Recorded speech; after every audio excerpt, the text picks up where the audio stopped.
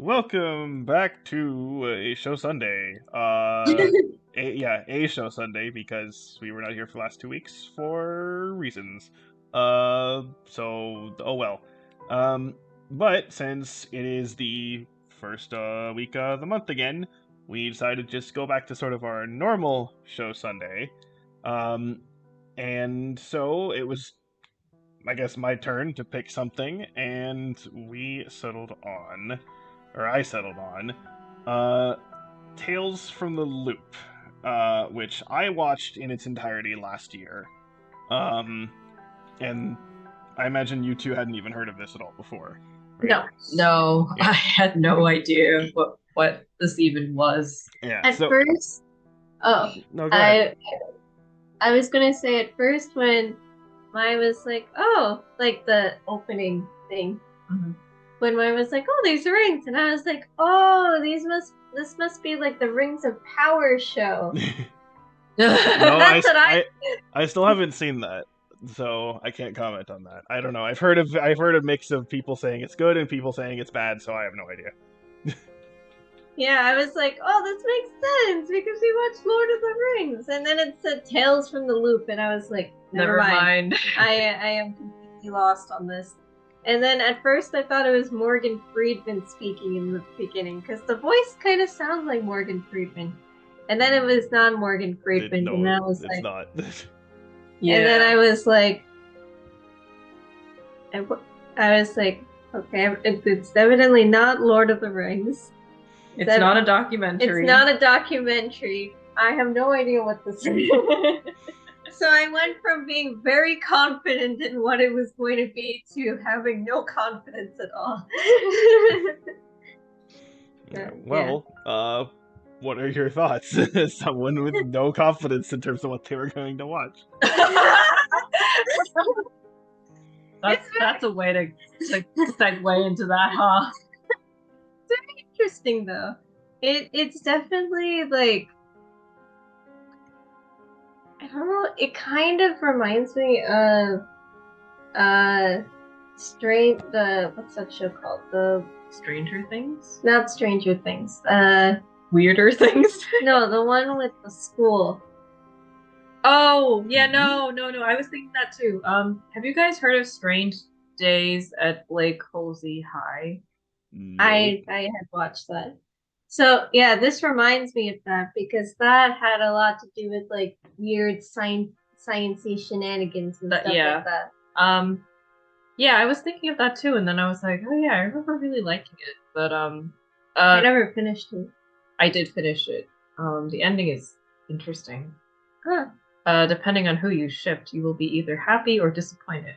But Huh. anyway, some very small context for people who don't know, including Valen. Strange Days at Blake Halsey High was like this weird show that ran on, I think, Discovery Kids. Yeah, Discovery Kids. You know, one of the obscure channels that people didn't watch most of the time. And it was about like this high school that was kind of like plagued by supernatural occurrences, and those supernatural occurrences usually had to do with the science class in some way. And the first episode reminded me of a little bit of the Tesseract episode. I don't know if you watched it, and then it had like a lot of the vibes of the two Josies. This is not going to make any sense for people who never watched this very obscure, strange show, but like me. Yeah, but yeah, I was kind of like, oh, I kind of maybe I might put it on the list one day for a show Sunday, but yeah, I remember really liking it, and I kind of got the same vibes. The other thing that this reminded me of, even though I've never watched it, was Twin Peaks. Because everyone says that Twin Peaks is really like uncanny and also like very like otherworldly in a way, even though it's not quite otherworldly. So I guess maybe it invoked that. Also because one of my professors is very Twin Peaksies. So oh, the other thing this also reminded me of was Cold Lyoko. Yeah, kind of, except no computer. No computer and not the. everything's usually contained in an episode. This is not that. This is like the type of sci-fi that I do kind of like, where it's a little bit, I don't know, like supernatural in a way too. It's supernatural, but not in a way where it's like they're throwing a bunch of scientific jargon at you and you're not really sure what to make of it. This is a thing that can happen here because just because deal with it. And it's like really simple concepts that you can like get behind, like going for, like time travel and like having a time loop kind of thing. And then there's like then switching bodies. Both of those things. Yeah. You can like are pretty easy to like identify and whatnot. As opposed to this is and I appreciate that they don't try to like just explain it with a bunch of scientific jargon that you can easily poke holes in. They kind of are like, this just kind of happens. This can happen because of this, because of the location that it's in, and that's all you really need to know, and I appreciate that. I really liked how they did the first episode with, even though I thought like the child acting was kind of bad on the girl's part, but that's beside the point. I found it a little bit funny. But like the spoilers. When it's revealed that the girl is is Cole's mother, I was just like, what the fuck? I thought that was really interesting that they did that. That too, it's also interesting seeing how like she was like, I would never do that if I was a mom, and then she does it. Lo and behold. Neglectful mother. Yeah, it's especially since you've seen 2 episodes now, I think you kind of get the overall gist, where basically you have like you said, you mostly centers around that one family, but not entirely. And each episode there is some device or some phenomenon that happens, and basically it's just one or a few characters dealing with that. In terms of the approach. So, and again, it's not always like the family. Like, for example, episode 3 is about May, the Asian girlfriend of quote unquote Jacob. So, that'll be kind of confusing. Yeah. There is a continuity, right, in terms of this. So, what happens in episode 2 that continues so for the rest of the series. And so that's episode 3 is about that. Episode 4 is mostly it's somewhat about Cole, but more so about the grandfather. Let's see if I can remember everything right. Episode 5 is Danny's family, specifically the father, if I'm remembering correctly, and then dealing with the husk of their son's body, I guess. That and more. No. Episode 6 is actually like the security guard guy in front of the loop. Oh, that we saw in episode 1. Yeah. Then what was 7? Oh, 7. I remember 7. 7 is the dad, like Loretta's husband. And then episode 8 is mostly back to Cole again. And each thing is sort of a different sort of again, sci-fi, but almost like you said, kind of otherworldly, almost paranormal kind of thing that happens, or something like that, or again, some sort of device. Like there's one that involves not time travel, but like being able to stop time, but you can still move, right? There's one that involves there's a little bit that goes more into like the whole robot thing and like what's the deal with that, right? So there are different things that they go into, but like you said, they don't really fully explain anything, right? And I personally, because I have actually seen, again, like you said, that you never heard of this, so I've seen very little discussion about this show, and it came out in 2020, so it's relatively recent. Wait, really? Yeah.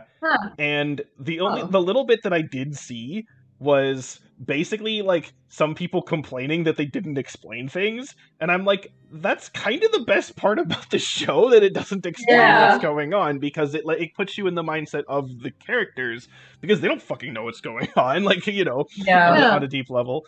So and I think it works so much better as, again, this sort of character study where you take sort of normal people and force them to deal with something that is abnormal, and you know, they don't always make the right decision. See episode 2.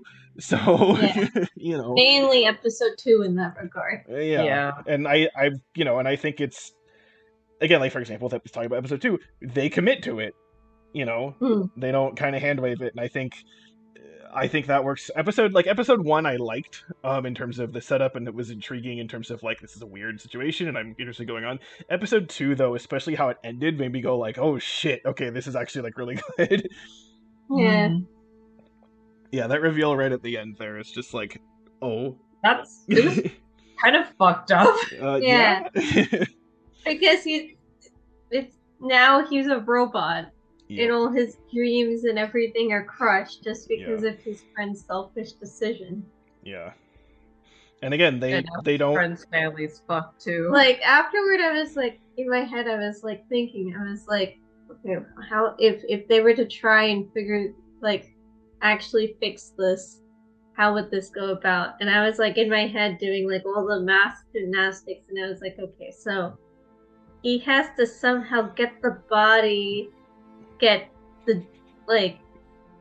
quote unquote Jacob, actually Danny, into the thing while he is the robot, switch places, then Danny is in the robot, then they have to throw the husk of Danny's body into the thing, and then maybe that will make it so that he will return to the body. But even then, there's the whole thing about where, again, you know, not Jacob went into the woods and saw they were dismantling it. Yeah. So it's definitely one of those, like, you permanently fucked this up kind of situations, and it's just like, damn, okay. It's just like, why? I think that episode 2 works really well. My personal favorite is episode 4. Okay. I don't want to explain why.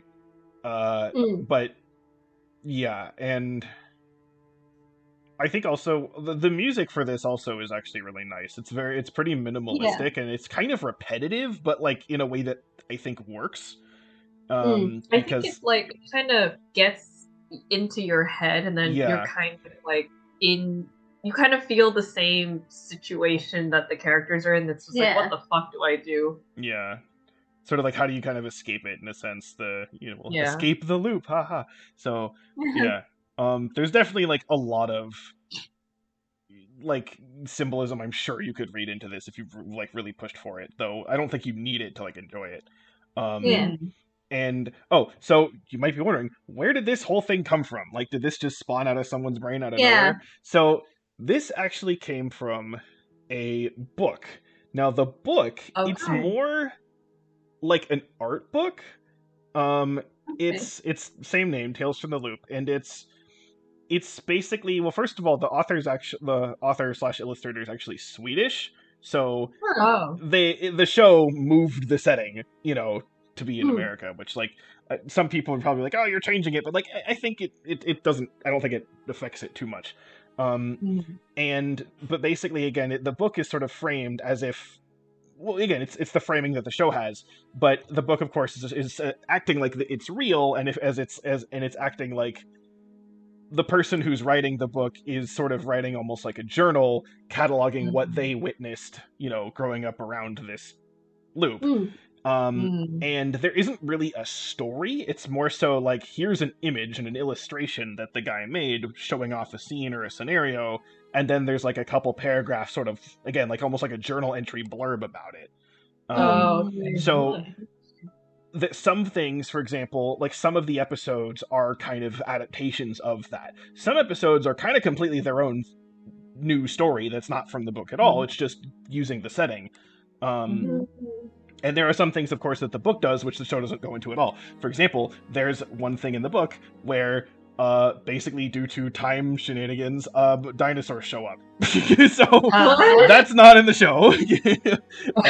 Unfortunately, yeah. That's a sad thing to not have. Well, okay. I imagine the show probably didn't have like a huge budget, considering it's a relatively small kind of Amazon thing. But that said, like given the fact they probably didn't have very much budget, like it looks pretty good. Like in terms of, for example, like the robots look good.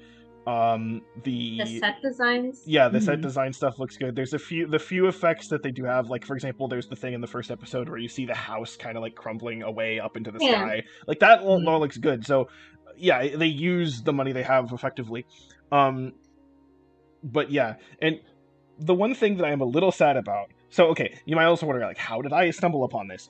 So there's a YouTube channel called Curious Archive that focuses a lot on like alternate universe, like fictional stuff, usually with like a biology focus in terms of like here's a narrative project where like the dinosaurs never went extinct or whatever, and it's something kind of like that. So this was something that they highlighted as it was going into the book, and then when describing the book, it then mentioned that there was a series, and I was like, you know what, why not? Now the sad thing about this is that there is a sequel book, and the sequel book is basically like, because you can maybe tell this from the show, is that Tales from the Loop, the book and the show, are supposed to be like late 80s, early 90s. Yeah. The sequel is supposed to be like late 90s, and the idea now is that it's called Things from the Flood, and the idea now is that the loop has been decommissioned, so it's not actively being used anymore, but there's still the remnants of stuff kind of around, and also out from the depths of the ground, some substance is leaking. And so it sort of takes it in kind of more of a horror direction. At least in the book, it's more in terms of like weird shit. But because the show and even like in Tales from the book, it's weird, but it's not like scary weird, right? Yeah, it's just uncanny. Yeah. So Things from the Flood gets more scary weird, and there are actually a few things from Things from the Flood that are actually used in the Tales of the Loop show. The main thing is episode 7, which if you've seen it, you know what I'm talking about. But it's kind of sad because, again, there's been no information. Because I would have liked them to do a full-on Things from the Flood show, but I don't think they're doing that. Or, again, like a season 2. But, yeah, so in addition to the knowing about this, I actually bought the books.